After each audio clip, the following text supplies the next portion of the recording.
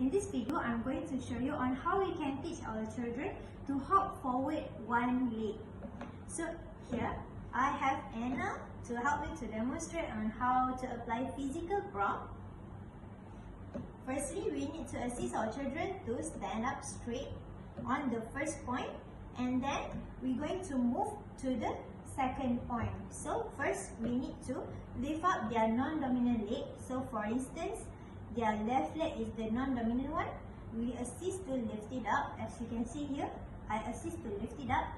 And then when I hold the upper body part, I can slightly move Anne's body downward so that she can bend her knees. And then I can bring it up and forward to indicate hop one foot forward like this. Just like that. And then we need to do this for 5 times.